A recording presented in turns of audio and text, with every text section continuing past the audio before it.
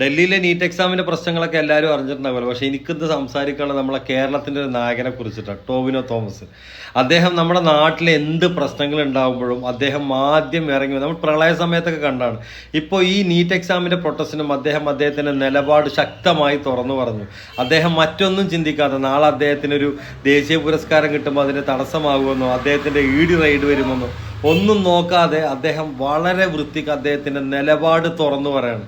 ഒരു രക്ഷയില്ല എന്ന് പറഞ്ഞാൽ ഈ മനുഷ്യനെ നമ്മൾ അംഗീകരിച്ചിട്ടില്ലെങ്കിൽ, ഈ മനുഷ്യനെ നമ്മൾ അഭിനന്ദിച്ചിട്ടില്ലെങ്കിൽ, കാരണം അദ്ദേഹത്തിൻ്റെ വാക്കുകൾക്കൊക്കെ ഒരുപാട് വിലയുണ്ടെന്ന് മനസ്സിലാക്കി ഇപ്പോൾ ഒരുപാട് ആളുകൾ അതിൻ്റെ പിന്മുറക്കാരായി വന്ന് ഓരോരുത്തരും ഇതിനെതിരെ ശബ്ദിക്കുന്നുണ്ട്. നിങ്ങളൊക്കെ യഥാർത്ഥ നായകന്മാരും യഥാർത്ഥ ഇൻഫ്ലുവൻസേഴ്സൊക്കെ ആയി മാറുന്നത് നാടിനൊരു പ്രശ്നം വരുമ്പോൾ നാടിനൊപ്പം നിൽക്കുമ്പോഴാണ്.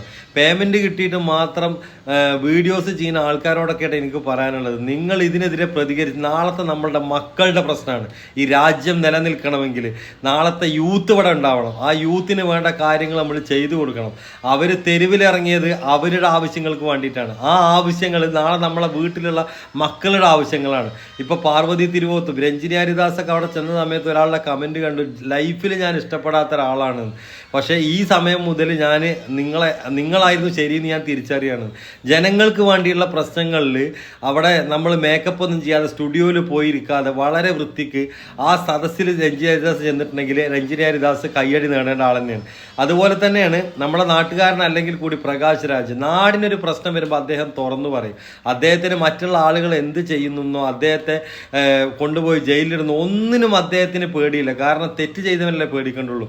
ഇപ്പോൾ ടോവിനോ തോമസിന്റെ ഫോട്ടോസിനടിയിലൊക്കെ വന്നിട്ട് ഓരോരുത്തർ കമന്റ് ഇടുന്നുണ്ട്, രാജപ്പന്റെ അവസ്ഥ ആയിരിക്കണം നിന്റെ സിനിമകൾക്ക് എന്നൊക്കെ പറയുമ്പോൾ ഇതൊന്നും ആലോചിക്കാതെ ഒരു നാടിന്റെ നന്മക്ക് വേണ്ടി അദ്ദേഹം ഇറങ്ങിയിട്ടുണ്ടെങ്കിൽ ഇപ്പൊ പല ആൾക്കാരും ഇറങ്ങുന്നുണ്ട്.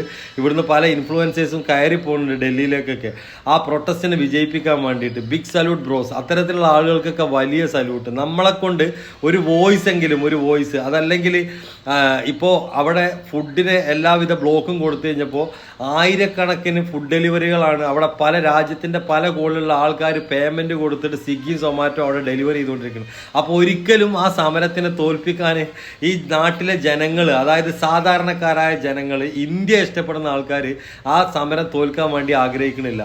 അപ്പോൾ ഈ സമരം വിജയിച്ചേ അടങ്ങും. ഓരോരുത്തരും അവനെ കൊണ്ട് കഴിയുന്ന രൂപത്തിൽ പേന കൊണ്ടെങ്കിൽ പേന കൊണ്ട്, അതല്ലെങ്കിൽ വാക്കുകൾ കൊണ്ടെങ്കിൽ വാക്കുകൾ കൊണ്ട്, അല്ലെങ്കിൽ ഒരു ഷെയർ കൊണ്ടെങ്കിലും നിങ്ങളുടെ പ്രൊട്ടസ്റ്റ്, നിങ്ങളുടെ തീരുമാനങ്ങൾ ജനങ്ങളെ, ഇവിടുത്തെ രാജ്യത്തെ ഏകാധിപതികളായ രാജ്യത്തെ ആളുകൾ അറിയിക്കണം.